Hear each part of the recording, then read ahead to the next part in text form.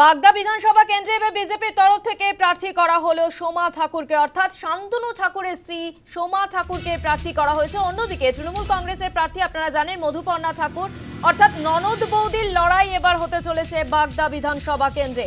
মতুয়া ভোটে এবার লড়াই হতে চলেছে ননদ বৌদির। আমাদের প্রতিনিধি উৎসব মণ্ডল তিনি কথা বলেছেন সোমা ঠাকুরের সঙ্গে, কি বলেছেন তিনি একবার শোনাবো আপনাদের।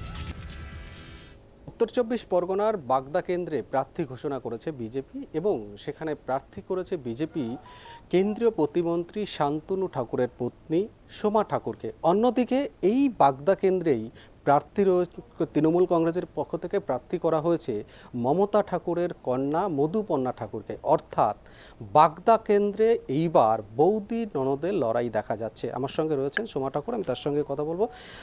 ম্যাডাম, আপনাকে বাগদা কেন্দ্রে বিজেপির পক্ষ থেকে প্রার্থী করেছে এবং রাজনৈতিক ময়দানে আপনি এই প্রথম রিয়াকশনটা জানতে চাইব।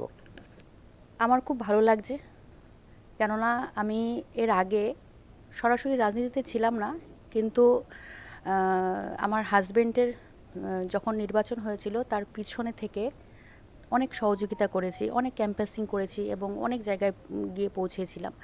তো এই প্রথমবার আমাকে বাগদা প্রার্থী হিসাবে ভারতীয় জনতা পার্টি নির্বাচিত করেছেন। তার জন্য আমি সবার প্রথমে কেন্দ্রীয় নেতৃত্ব, রাজ্য নেতৃত্ব এবং বাগদা সকল মানুষকে অসংখ্য ধন্যবাদ জানাবো। আপনাকে দেখা গেছে যে মাতৃসেনা মতুয়ার যে ফাউন্ডেশন তার মাধ্যমে মানুষের পাশে দাঁড়িয়েছেন, কাজ করেছেন। রাজনৈতিক ময়দানে আসবেন, এটা কি আগের থেকে পরিকল্পনা ছিল না হঠাৎ করে? সত্যি আমি জানতাম না যে রাজনৈতিক ময়দানেও ভারতীয় জনতা পার্টি আমাকে নির্বাচিত করবেন। আমি সত্যি মূলত 2020 সাল থেকে বাগদায় বিশেষ করে আমার সংগঠন এত মজবুত, এবং এর জন্য আমাকে অনেক কথাও শুনতে হয়েছিল, মানে মজাও করেছিল অনেকে। কারণ জানি না, বাগদার প্রত্যেকটা মানুষকে আমার প্রচণ্ড খুব ভালো লাগে। বিশেষ করে ওখানে অধিকাংশ মানুষ মতুয়া সমাজের মানুষ, খেটে খাওয়া মানুষ, গ্রামের মানুষ। তো স্বাভাবিকভাবে তাদের সঙ্গে যখন কথা বলতাম, তাদের সঙ্গে যেতাম, তাদের প্রোগ্রামগুলোতে অ্যাটেন্ড করতাম, আমার সত্যি আমার খুব মনে প্রাণে খুব, বিশেষ করে মতুয়া সমাজের মানুষ তো তারা, এবং ওখানে আদিবাসী মানুষও আছে, তো তাদের সাথে আমার একটা ভীষণ কানেক্ট। এবং হঠাৎ করে যখন বাগদার আমি প্রার্থী আজকে আমি জানতে পারলাম, সত্যি আমার ভিতর থেকে যেরকম একটা আনন্দ হচ্ছে যে এখন শুধু মতুয়াদের জন্য নয়, লড়াইটা বাগদার যে সমস্ত মানুষ যারা ভারতীয় জনতা পার্টিকে প্রত্যক্ষভাবে এবং পরোক্ষভাবে সাপোর্ট করে, তাদের বা বাগদা সমস্ত মানুষের জন্য আমি তাদের জন্য লড়াই করব। একটা বিষয়, বাগদায় যিনি তৃণমূল কংগ্রেসের প্রার্থী তিনি মধুপর্ণা ঠাকুর, আপনার ননদ মমতা ঠাকুরের কন্যা। বৌদি ননদের লড়াইটা কতটা টাফ ফাইটে পৌঁছাবে? দেখুন, আমি আগেও বললাম যে বাগদায় আমার আত্মপ্রকাশ 2020 সাল থেকে, সুতরাং বাগদার মানুষের প্রত্যেকটা জায়গায় আমার পরিচিতি, আমার ভালোবাসা এবং বড়দের আশীর্বাদ আছে।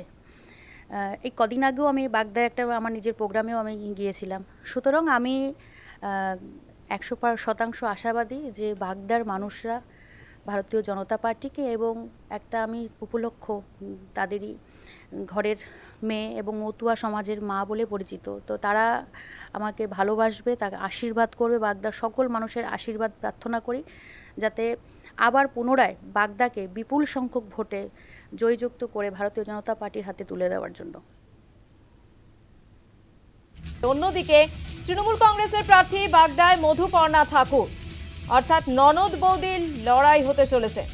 আপনাদের শোনাবো মধুপর্ণা ঠাকুরের মা তৃণমূল সাংসদ মমতা বালা ঠাকুর, তিনি কি বলছেন একবার শুনুন। অন্যদিকে মধুপর্ণা ঠাকুর তৃণমূল কংগ্রেসের প্রার্থী, কি বলবেন? সোমা ঠাকুর প্রার্থী হয়েছে বাগদায়, কি বলবেন?